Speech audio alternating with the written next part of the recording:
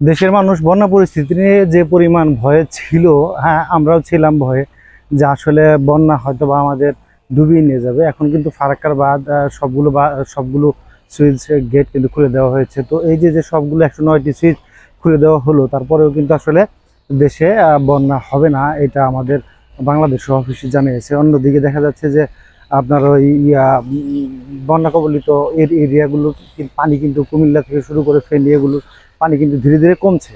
এর ফলে দেখা যাচ্ছে যে কিছু রোগ ব্যাধি ছড়াবে, কিন্তু সেটি ছড়ালেও একটা বিষয় পরিষ্কার যে পানি কমা শুরু করেছে মানে বন্যা পরিস্থিতির উন্নতি হচ্ছে।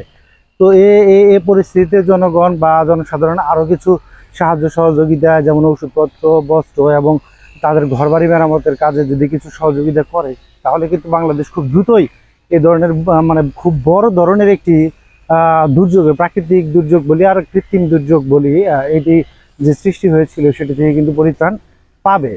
তো এই পরিস্থিতিতে আমরা আমরা অনেকে হচ্ছে বা সরকার সংস্কার বা সরকারের যে বিভিন্ন দপ্তর অধিদপ্তর সংস্কারের যে কার্যক্রম চলমান ছিল সেটি থেকে হয়তো বা একটু ব্যাহত হয়ে অন্যদিকে চলে যাচ্ছিলাম বা চলে গিয়েছিলাম। এখন কিন্তু আবার ফিরে আসছে, দেখা যাচ্ছে যে বিভিন্ন ধরনের সিদ্ধান্ত সরকার গ্রহণ করছে এবং যারা আওয়ামী লীগের অলিগার বা আওয়ামী লীগের সরকারের যে হত্যাকাণ্ড, গণহত্যাকাণ্ড চালিয়েছিল, তাদের দোসর যারা, তাদের সাহায্যকারী যারা ছিল, তাদের কিন্তু আইন শৃঙ্খলা রক্ষাকারী বাহিনী গ্রেফতার করছে এবং শাস্তির প্রয়োজনীয় ব্যবস্থা গ্রহণ করছে।